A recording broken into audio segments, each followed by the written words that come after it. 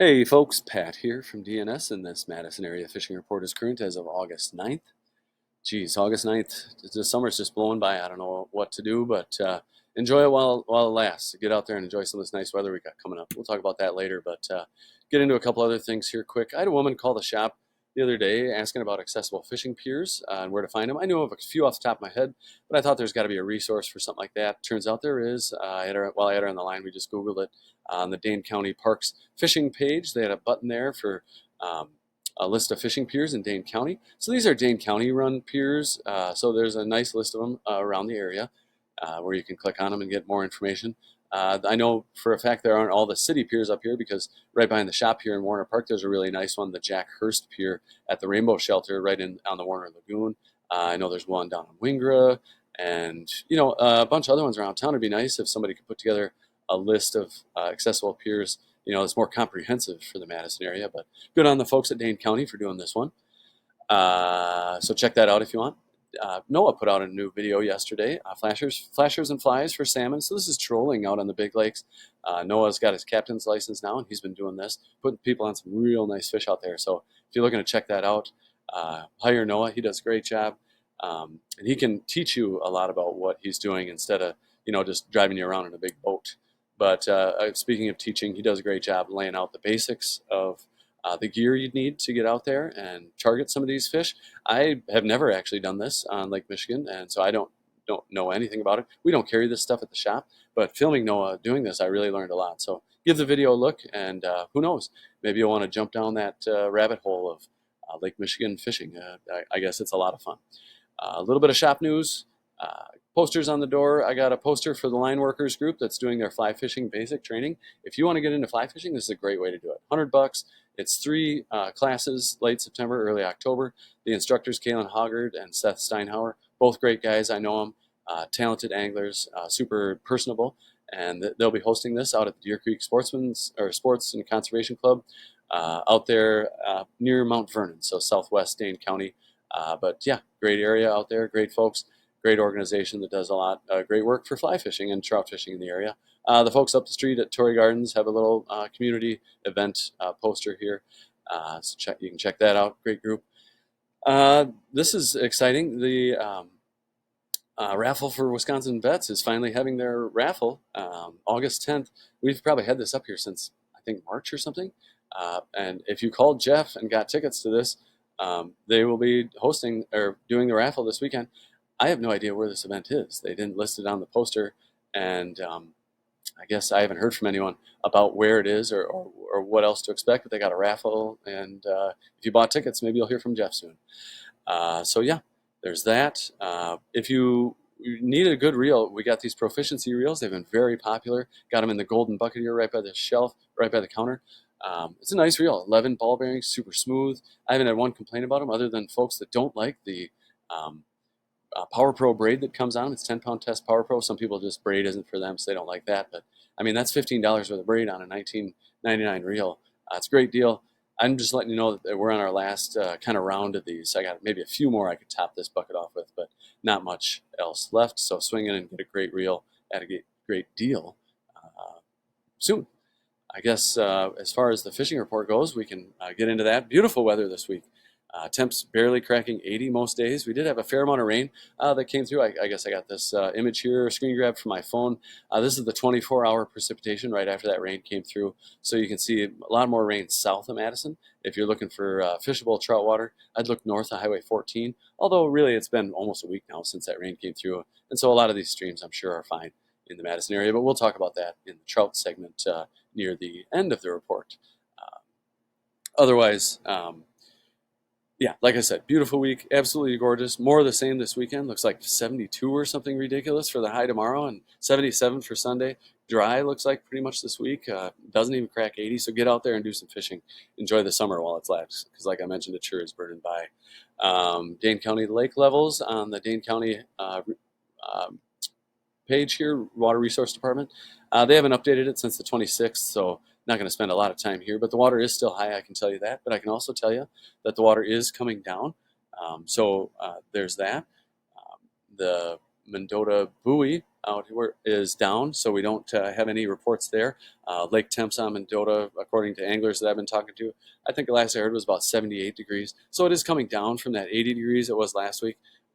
So these cooler nights definitely help with that. The Dane County Madison public health page with the beach swimming conditions looks like all the beaches are wide open except Tenney, which is closed just for construction. So I'm imagining the water's pretty clear out there, and anglers tell me the same thing. Um, as far as tournaments go around the area, there's just one small one on Mendota tomorrow. It's 10 boats, so really nothing to worry about. Otherwise, I didn't see anything that's going to take up too much room on the chain this weekend. So generally, with the cooler temps and rain Monday, the algae blooms have been kept at bay, and the cooler weather seems to have the fish in a better mood. Generally, look for gills congregating on outside weed edges in 10 to 15 feet of water and in weed pockets, but I've heard fish out as deep as 20 feet on the bottom. Same thing on Monona. I'm also hearing about suspended gills down there. So you could be out over the main lake basin in 70 feet of water, 30 feet of water. You're likely going to find gills in that 10 to 15 feet of water just down. You can, a small jig tipped with a piece of redworm spike or waxworm is really all you need for any gills on the side of the chain. But if you're drifting for those fish out in Lake Monona, just drift it right over the side of the boat. It couldn't be easier. Crappies around the chain have been a little more scarce, but are being found in that same 10 to 15 feet of water on weed edges and on structure. But I've heard about some of those fish also suspending out over deep water. A crappie minnow or a minnow-shaped plastic on a small jig under a bobber or off the side of the boat is all you really need for those fish. Other than a few here and there, I really haven't heard much in the way of perch action. Not sure what's going on there, but redworms right on a weed edge early in the morning sounds like it's been your best chance for those fish. I do hear about perch, a lot of small fish on Lake Mendota, and sparse fish on Monona, but a little better size structure there. As far as bass go, they've been in a good mood around the chain. Largemouth are up shallow for the most part, and a lot of things work this time of year for them. But with the weeds coming up, weedless rig, plastics, and swim jigs are good options. And of course, it's hard to beat a topwater frog this time of year. Some smallmouth can still be found up shallow, but most of those fish are being found on weed edges, especially near rocky shoreline breaks in 10 to 20 feet of water these days. Catfish are dispersed out into Lake Mendota, so you never know where you'll run into one of those fish. Walleye are being found on mid-lake humps for the most part. In good numbers, but they're still being found on weed lines near shoreline breaks in 15 to 20 feet of water, sometimes out as deep as 25 feet or deeper on a sunny day, where a more subtle presentation like a half a night crawler or a fathead on a jig or on a drop shot is a good idea. That's not to say folks don't get plenty of fish trolling crankbaits and crawler harnesses this time of year, and when the walleye move up shallow at night to feed, jerk baits and swim baits are great options for those fish. With the water temps close to that 80-degree mark, you're going to want to make sure you're checking water temps if you're fishing muskies. When the water gets up to that temp, most muskie anglers give those fish a break because they can actually die from the stress of a fight. Pike are out there and plentiful around the chain and will grab just about anything. Area rivers and streams came up just a bit with the storms on Monday, but all rivers in the area are at fishable levels. We can get into some more detail here up on the north side here. Cherokee Park, still a weedy mess. You can run some topwater frogs through there, maybe catch a bass or a small pike. But if you're looking to get into some more weed-free fishing and got a small watercraft, a boat or canoe or kayak, launch here at the south boat launch on Cherokee Marsh. Get out into the main channel. I wish this window would stop popping up there. But yeah, a lot more weed-free fishing and some good action I've been hearing about out there for bass. 113 Bridge, you can still get cats down there, but they've mostly dispersed out into the main lake. But you're going to catch a lot of bass I've been hearing about down there, white bass, walleye, occasional pike. You really never know what you'll find. It's a nice area down there, nice mixed bag. Otherwise, like I said, out on the main lake, you never know where you run into one of those big cats. Bluegills out here are being found in pretty good numbers and good size on the weed edge, so just look for weed edges, really. It's going to be your best bet for those fish. Bass are in a great mood up shallow in a lot of places. Topwater frogs have been really great for the largemouth, smallmouth. Find them on weed edges near breaks. Walleyes you can find mixed in with the smallies, but I'd look for a lot of those fish out on mid-lake humps. Dunn's Bar, Brearley Bar, Second Point, Commodore Bar are all great places to start. And I've been hearing about some dandy bluegills off those humps too. So yeah, that's a little early. I feel like that's more of a fall thing. But anyway, they're out there, so I'm just letting you know. I guess as far as other, shore fishing goes, they've been getting some fish down here along the university shoreline. Tenny Park breakwall's been nice out here. Some nice mixed bag of fish. You really never know what you'll find there. And it sounds like maybe it's the cooler weather. Something's been drawing some more fish. Maybe they're pushing some water through since Monday, but a few more fish have pushed up into the river here. So right up at the locks and then downstream have been some good action for bass and gills in there. Also some good gills, mostly smaller in the Tenny Park Lagoon, but lots of them if you want to keep a young person busy. There's a nice population of largemouth bass in there, and carp too if that's your thing. Otherwise, down on Monona, like I said, it's just gill madness down there. A lot of gills, and actually a good size structure. A lot of 7.5 to 8.5 inch gills. Find them on weed edges very commonly. That'd be the first place I'd look. But they're out there over the main lake basin. Like I said, watch the video of Noah on the YouTube with his Monona rig, fish it right off the side of the boat, 10, 15 feet of water down, just drifting around out here. It couldn't be an easier way to fish. Super relaxing, and but same thing on the weed edges. Just find a weed edge, put that Monona rig on, and hold on to your rod, because there's just a ton of gills out there. You can find it pretty much everywhere. But they are finding gills along the Monona Terrace wall and down in Brittingham Park if you're a shore angler. Otherwise, other fish on Monona, I hear about a few walleyes down here on kind of the southwest end of the lake. I guess you'd call it Monona Terrace, John Nolan area. Mostly at night for those fish. Bass are pretty plentiful. Not so much smallmouth, but largemouth all over the lake. Lake Winger's got a great largemouth population in there. Some dandy fish in there. But the weeds are an issue. If you can get through the weeds, there's tons of gills. If you want to keep a kid busy down here along this Vilas Park stretch is where I used to take my boys when they were small a lot. Otherwise, yeah, back out on Monona. Turville Bay, I actually haven't heard much out of Turville Bay, but I have heard down here in Weechawuk, they got of course, the snow no wake orders in effect, but some good fishing to be had down there along the lines of panfish. Down on Wabisa, I guess as you head down, I have heard about some nice fish in the channels here and along the Beltline. Upper Mud with the dredge hole, great spot there. A lot of bass in the flats surrounding the dredge hole. Same thing on the north end. Weedy flats up here, some good bass action up there. Same thing on Wabisa as Monona, though. You find a weed line, you're going to find panfish, and there's a bunch of them. A lot of good gills out there. Great time. I'm not sure I've seen as many gills as are out there right now, so that's a great sign. Otherwise, I guess I didn't mention muskies. I haven't heard a lot of muskie anglers out. The water's been kind of warm, but it is cooling down, so I'll expect some of them to be out. But haven't heard much off Monona or Wabisa up there. As far as walleyes go, I did hear a little bit of action in the Hog Island area there, but also Babcock down to Bible Camp, trolling weed lines, jigging weed lines. There's just, but I haven't heard a lot of reports on that way. Keegan's the same thing. Not a ton of reports. Some panfish, some dandy gills, actually, weed lines on the south end of the lake, I heard. Also, there was a good walleye bite, and there usually is out here off the state park, some good drop-offs there.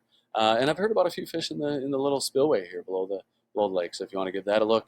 Otherwise, I guess that kind of does it for the Madison chain. The slow no wake order on the Rock River has been lifted, so unless you're fishing way down by Janesville, there is still a slow no wake order down there. But everything from Jefferson down to Indian Ford is no longer slow no wake. The water's come down there. I haven't heard it much for reports because not a lot of folks have been fishing over there. But Kashkanong, I have heard that the internet tells me at least they've been getting some walleye trolling, mostly up near the Black Hawk Island area. Fort Atkinson, haven't heard much out of there. I do talk to a few folks that fish the Jefferson Dam regularly. They're getting a nice mixed bag of fish. A lot of white bass, but occasional smallmouth bass and some good flathead catfish down there. Beaver Dam Lake, full of catfish still. Still, every week I hear about folks heading over there, and yeah, some great eater size over there. So get on that if you like. I haven't heard much out of Devil's Lake lately, but I'm sure the trout are suspended over there. The Wisconsin River took a little blip in some high water on Monday, but that's all come back down. Very fishable now. So look for the fish in your usual haunts. Downstream of sandbars, usually some deep water there. Corners, anywhere you can find some structure, maybe a downed tree in the water, stuff like that. Great smallmouth action. You might find some walleyes, and you never really know what you'll find in the river. Pike, muskies. Same thing at all the dams. Nice mixed bag. A lot of fish backed up there. And that goes for Prairie du Sac here. The Dells, Petenwell, Castle Rock, all of them are going to be great mixed bag of fish this time of year. A lot of catfish, too. And I love fishing catfish on these hot days. All the flowage is pretty much the same, too. They're trolling for walleyes out there, finding them near breaks. good panfish action in a lot of your shallow bays. So that goes for Lake Wisconsin, Castle Rock, and Petenwell, all great spots. I have heard about some decent action at the Wisconsin Dells Dam, some crappies actually up there, and a nice mixed bag, a few walleyes, smallmouth bass, you never know. Um, Otherwise, over on the Mississippi River, the river levels are down over here, so back down to fishable levels at least, and it sounds like folks are getting fish at the dams. Wing dams always produce fish there, and actually some good perch, it sounds like, on some weed lines I heard from a guy. So give that a look. Milwaukee River is back down to fishable levels after a little blip after the rain on Monday. Great smallmouth and pike action in there, so it can be a lot of fun to fish those. Otherwise, out on the big lake, you got your charters running. Like I was talking, Noah did that great video about how to fish for those fish. A lot of those fish are stacking up outside the harbors right now, and they will be hanging out there for another couple of weeks until they start to move into the harbors, which is an exciting time for shore anglers. And then they'll move up the rivers, which is an exciting time for river anglers like myself. I like to chase those salmon and coho, and they're the kings and cohos. And anyway, stay tuned for that. I guess that pretty much does it for the report as far as warm water goes. Trout angling around the area. We again had another little blip of some high water on Monday, but fishing around the area has been great. The streams are in great shape. Maybe a little tint to them, which can actually help. And with this cooler weather, we don't really have to worry about the water being too warm to fish for trout. So get out there and enjoy some fine summer trout fishing while you can. On the spinning gear side of things, a Rapala countdown or crappie size tube jig, small spinner or spoon are all pretty safe bets this time of year, as always. Same thing on the redworm side of things. Put a redworm on a bobber, drift it through a run, you're probably going to catch trout. Otherwise, on the fly side of things, mayfly hatches aren't very frequent and are limited to mostly early mornings and evenings this time of year. But make sure you have some lighter colored mayfly patterns in your box so you're ready if a hatch does come off. Otherwise, mayfly nymphs, woolly buggers, and other streamers work for most times of the day if there isn't any rising happening. Otherwise, it's officially terrestrial season, and tossing a foam ant or a beetle, cricket, maybe a small grasshopper. If I was using a grasshopper, I'd go with like a small green one. They're green this time of year. But that's the only thing I fish with this time of year. It's great. It's great fun. The fish are looking for those big, easy meals. So, yeah, get out there and give that a try. We're fully stocked here at the shop. But I guess we do have our Happy Fly Day feature we'll talk about here. We're still talking about bass stuff. So I know the trout fishing would be great this week, but the bass fishing is awesome this time of year. Wisconsin River, Pecatonica River, Sugar River, all the rivers around here. Great bass fishing, and we've covered crayfish, we've covered minnows, frogs, big part of their diet this time of year. So got a few different patterns here. The old gurgler, quick and easy, dirty fly, can imitate a frog well. Poppers, classic patterns here. Otherwise, gosh, I can't remember what this one's called anymore, but it's a great fly. And then this slice frog looks super realistic, great action on the water. A little pricey, I think it's like $8.50, but super great fly. Got the upturned hook, can probably run that across lily pads and muck and smash some fish. So anyway, I guess that pretty much does it. I do want to thank you for tuning in. Feel free to call the shop at 241-4225 if you want us to expand on anything that we've gone over. Otherwise, post your comments and catches below. Love to see that stuff. And yeah, thanks for tuning in. We will talk to you next week. Take care.